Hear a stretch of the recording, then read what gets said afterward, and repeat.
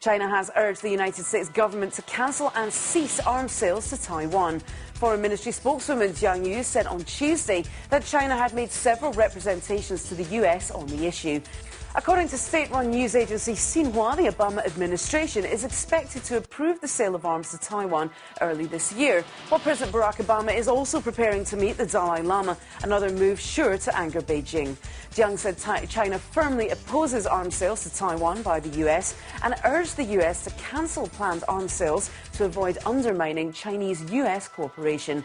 But Washington maintains it has a duty to supply Taipei with defensive weapons under the Taiwan Relations Act. Heavy snow has brought more travel chaos to northern China, stranding thousands of truckers for 2 days on a Beijing highway and 1,400 rail passengers in Inner Mongolia.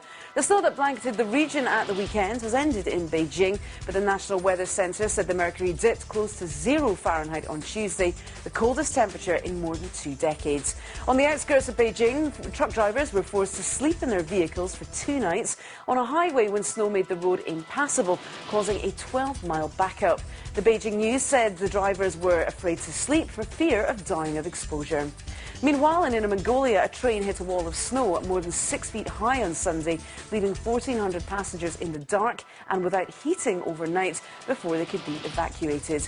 A police officer involved in the rescue effort said rescuers were unable to evacuate the passengers immediately because all 15 carriages were buried in snow and the doors had frozen shut. The train had been travelling from Harbin in Heilongjiang province to Baotou in Inner Mongolia. A fire in a coal mine in Hunan province, central China, has killed 18 miners, with rescuers still searching for 12 others who are still missing. According to a local government official, the miners were trapped after a fire broke out at Lisheng coal mine in the town of Tanjiashan near Xiangtan at 2 p.m. on Monday. It's not known what caused the fire, but an investigation into the incident has been launched. 8 steelworkers were confirmed dead on arrival at a hospital on Monday in Dalian, a coastal city in northeastern China's Liaoning province. According to the head of the city's Work Safety Bureau, the 8 workers fainted suddenly on Monday afternoon when they were repairing an electrical device in a small underground pump workshop in a plant affiliated to the Dongbei Special Steel Group.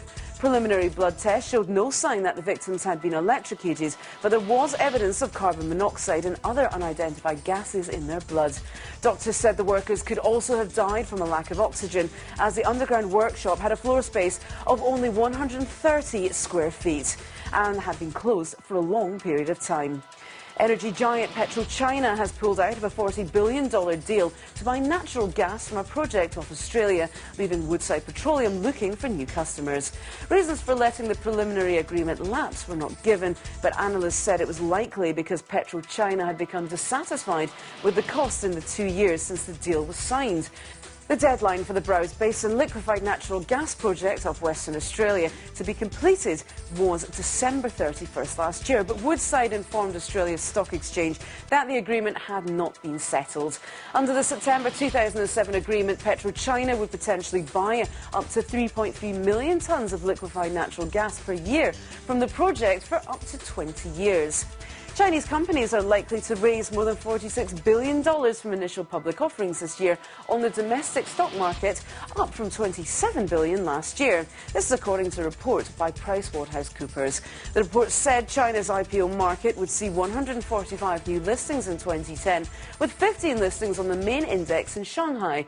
The news comes as Reuters reported the Agricultural Bank of China, China's number 3 lender by assets, is likely to make its multi-billion-dollar IPO in the second half of this year as it tries to sort out its bad loans and waits out an expected round of capital raising by other Chinese lenders. The bank said it hoped to try and list by the end of the year, but other sources told Reuters it may get pushed to 2011. And China's NBA star Yao Ming and his wife are expecting their first child. The Guangzhou Daily reported that a close friend of Yao's wife, Ye Li, revealed the news at a show for the Shanghai World Expo.